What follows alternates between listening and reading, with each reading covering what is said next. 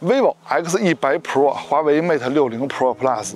那 vivo 说呢 ，X100 Pro 这台手机实际上就是按照 Pro Plus 这个级别去做的。而且现在呢，还有一台 Pro Plus 也是比较火的，就是华为的 Mate 60 Pro Plus。但是它俩呢还没对比过啊，今天看看它俩的对比。那看过之前的节目都知道，它们的优点呢还是有相似之处的，比如说它们的主摄都很厉害，它们的长焦都很不错，它们的人像呢都很漂亮。哦，对了，它们还都有长焦微距。那么这次呢，就让他们正式对比一下啊。注意看下方的进度条，我们的测试环节是非常丰富的。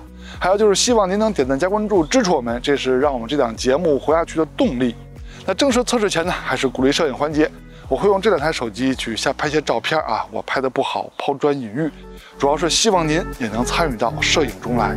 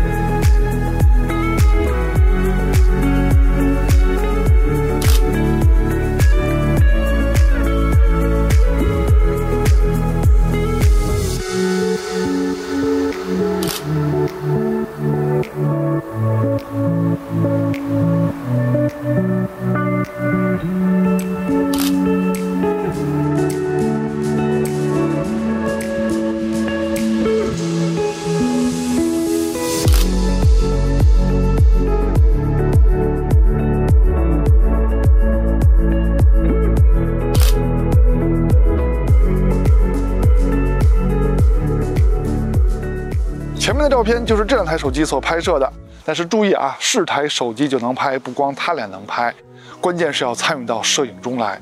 欢迎收看 ZPH， 记得点赞加关注支持我们，因为这样对我们的独立发展非常有帮助。那下面呢，就来看看它俩的表现吧。两台手机的后摄焦段配置大体啊都列在这儿了，我就不一一念了啊。虽然说 X100 Pro 这边是 4.3 倍的长焦，华为那边是 3.5 倍的长焦，但是由于它们的主摄基础焦段是有区别的，那么这两个长焦焦段的视角呢反而是差不多的。还有呢，就是它们都是定焦镜头啊，没有光学变焦，没有光变。配置界面也简单说一下吧。vivo 这边给了5个焦段切换按钮啊，但是呢2倍跟最上面的10倍呢是数码变焦。有一点非常好，就是点击每一个焦段切换按钮呢，它会显示当前的等效焦段啊，这点非常好。还有就是你点击1倍呢，会出现23、28、35这3个焦段，其中的28呢，也就是华为主摄的焦段。现在是 Mate 60 Pro Plus 的拍摄界面，那么它最上面的10倍呢，也是数码变焦啊。还有就是主摄超广角 3.5 倍长焦在相互切换的时候呢，画面会稍微有些扭动啊，会有些倾斜，这是这3颗镜头的水平位置稍微错开了啊，这装配工艺问题。那下面我们就依次聊聊每一颗镜头和各种应用场景下两台手机的影像表现了，还是先从主摄开始聊起。从参数上说呢 ，vivo 的感光器尺寸是更大的，华为的光圈是可以调节的。之前聊华为的节目中呢，每一档光圈的成像表现我们都聊过了啊，成像的品质还都是不错的。那这集呢就不细聊了。还有就是两台主摄的视角是不一样的 ，vivo 的更广，华为的更窄。只不过华为这个呢是裁了一圈画面得到的视角。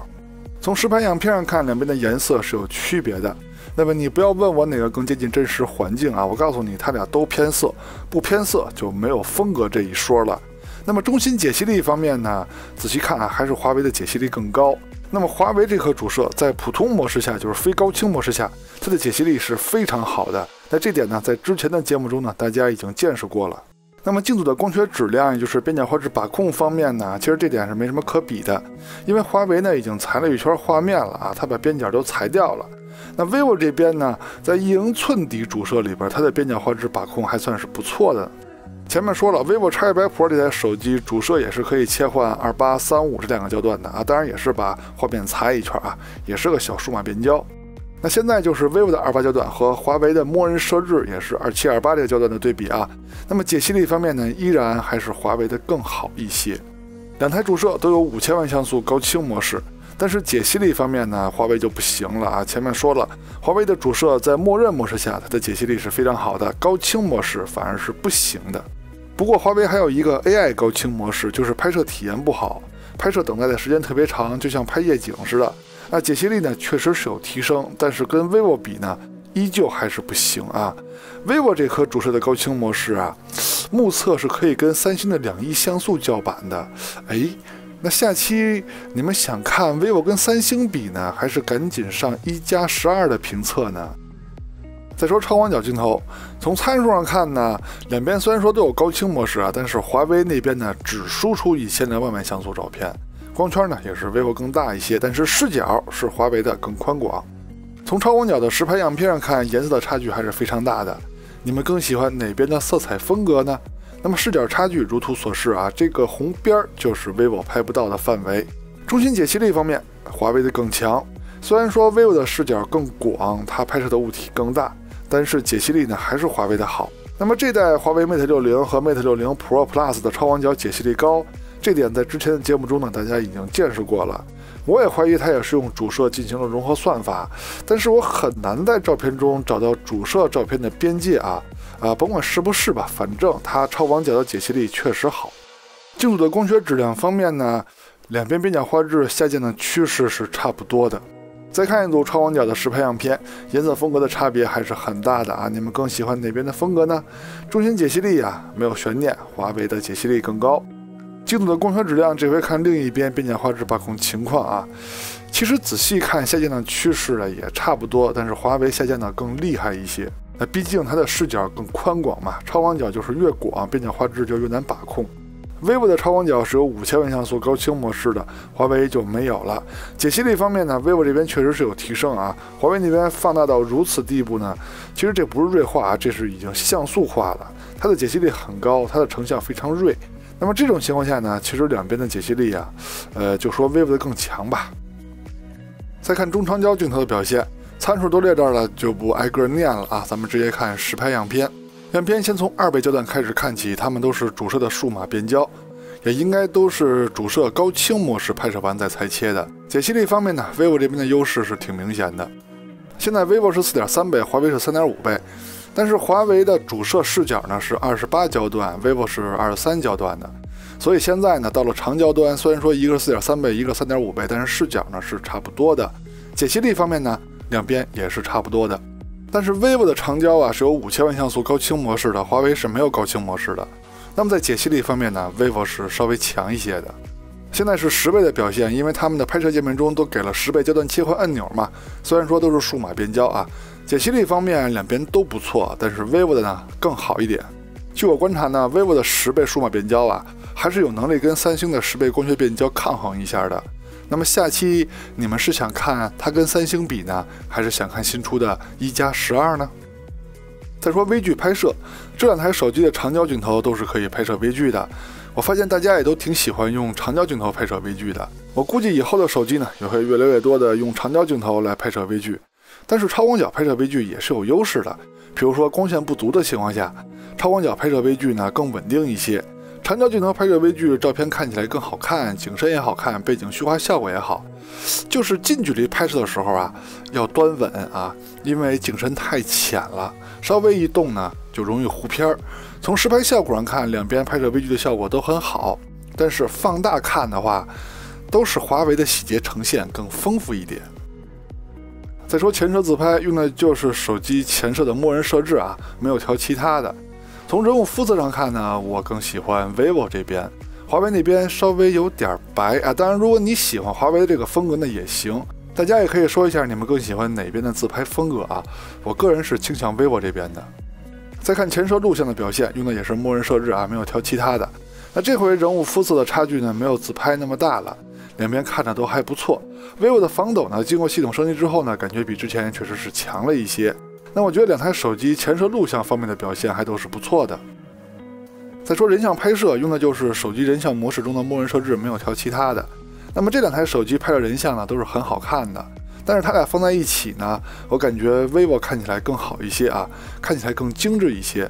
华为那边的美颜呢不是特别的狠，那么 vivo 这边呢，更像我真实年龄17岁的样子啊，肤色看起来非常水嫩。那华为这边呢是趋于真实的表现，如果您喜欢这种风格呢，也是没有问题的。肤色方面呢，华为跟 vivo 是有区别的，但是两种呢，我也说不上哪个更好，您喜欢哪边，哪边就是好。再说宽容度的对比，那简单来说呢，两台手机都是高手，我拍摄了非常多的场景，大家可以看一下。那么在这些场景上呢，无论是高难度场景还是低难度场景，无论是主摄还是超广角，它们的亮部跟暗部细节呈现都是不错的，只不过颜色风格呢略有不同。注意啊，颜色风格还有明暗这些呢都是可以调的啊，当然了，你可以不调，但是跟不可以调是两码事儿。细节呈现这东西啊，就是你拍出来了就有，拍不出来你怎么调它都不会有了。那所以说呢，这两台手机在这方面做的都不错。再说夜景的表现啊，先看第一个场景，两台手机无论是主摄跟超广角，除了颜色方面的区别以外呢，亮部跟暗部的细节呈现都是不错的。现在是2倍的表现，它们都是主摄的数码变焦。那仔细看呢，亮部细节呈现呢是 vivo 的更好一些。现在是长焦镜头的表现啊，它们都没有用数码变焦了，都是用长焦镜头直接拍的，效果也都是很好的。但是到了这个高难度场景，那无论是主摄跟超广角 vivo 的表现都更出色了。而且就算华为打开了夜景模式，那无论是主摄还是超广角也是没有 vivo 之初的强。城市变道这个场景，由于这个季节树叶掉了非常多，环境亮了很多啊，两台手机的主摄拍摄出来的细节是非常丰富的，就是颜色区别很大。那么超广角呢，仔细看呢，细节呈现也是差不多的，但是华为在这个场景超广角成像啊还是非常的慢啊。从祖传神树开始，环境非常的暗，咱们打开夜景模式，看看厂家的软硬件配合怎么样。那主摄的表现呢，其实还是 vivo 强一点点啊，只是强一点点。超广角的表现呢，也是 vivo 的更强一些。减震器场景主摄的表现差距被拉大了，放大看的话更为明显啊 ，vivo 的强很多。超广角的表现呢，也是 vivo 的更强。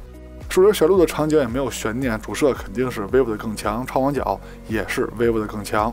最后再走一个形式吧。哦，对了啊，现在树叶掉了非常多，像这些比较暗的场景呢，对很多手机呢就更有利了。但是呢，在细节呈现方面呢，依旧是 vivo 比华为强很多，超广角也是如此。视频录制用的是手机的默认设置，也是最接近微信、抖音等社交软件录制的效果。现在是主摄白天的表现，两边的防抖都非常好看。颜色呢就是风格不同啊，但是我觉得 vivo 这边更好看一些。解析力呢，也就是清晰度，我也觉得是 vivo 更强。现在是超广角的表现，两边的防抖都非常不错啊。这回颜色我认为是华为的更好了。那由于华为的视角更广呢，也不好直接比解析力啊。超广角的表现我觉得是华为更好。现在是2倍录像的表现，它们都是主摄的数码变焦，清晰度两边都不错，但是防抖方面呢，华为稍微强一点。现在 vivo 4.3倍，华为是4倍。华为的录像呢，并不是3.5倍啊，而是4倍。那么防抖呢，跟刚才反过来了，现在是 vivo 的更好了。虽然说华为这边看起来更亮，但是由于 vivo 那边非常清晰，所以我也说不上华为这边好。你们更喜欢哪边的色彩亮度呢？现在是10倍录像的表现，两边防抖做的都非常不错啊。颜色跟解析力呢，我觉得是 vivo 的更好。现在是夜晚主摄的录像表现，那无论是防抖还是清晰度还是细节呈现呢，都是 vivo 的更出色。现在是超广角的表现啊，老实说呢，这个场景对于超广角来说呢都挺困难的，而且华为的超广角啊在最下边老能拍着我手指头。现在是长焦夜晚的录像表现 ，vivo 4.3倍，华为是4倍。我感觉 vivo 这边是用主摄数码变焦拍的，而华为那边就是用长焦镜头直接拍的。因为清晰度上啊是华为的更清晰，但是暗部细节呈现呢是 vivo 这边更多啊。工业设计方面，也就是手机的造型方面呢，我这儿就不多废话了，大家看看它们正面还有背面的造型，你们可以说一下你们更喜欢哪台手机的样子呢？那么手机厚度方面是 vivo 更厚一些，主要就是厚在后摄区域，那这个没办法嘛 ，vivo 的主摄更大，它整体的后摄模组就要更厚一些。硬件方面呢，还有什么游戏啊、发热跑分呢，我们也不多聊了，我们是聊影像的节目。下面我们就来总结一下这两台手机在影像方面的表现。白天主摄 vivo X100 Pro 的更好，超广角呢，我更倾向于是各有优势的结果。中焦跟长焦都是 vivo X100 Pro 的更好，微距呢是华为 Mate 60 Pro Plus 的更好。前摄自拍 vivo X100 Pro 的更好，前摄录像呢两边都不错。人像拍摄的效果呢，我个人倾向于 vivo X100 Pro 啊。那宽容度的表现呢，两边都很优秀。夜景无论是城市环境还是极暗环境，都是 vivo X100 Pro 的更好。录像的表现，白天两台手机各有优势，而且水平没有拉开啊，很接近。夜晚录像的表现呢，主摄上是 vivo X100 Pro 的更好，超广角都差不多。长焦呢，就算是风格和取舍的不同了。OK， 到结尾了，看完前面内容，希望可以在选择方面为您提供了帮助，也希望您能喜欢我们的节目啊，记得点赞加关注支持我们，这样对我们的帮助非常大。我们下期节目再见，拜拜。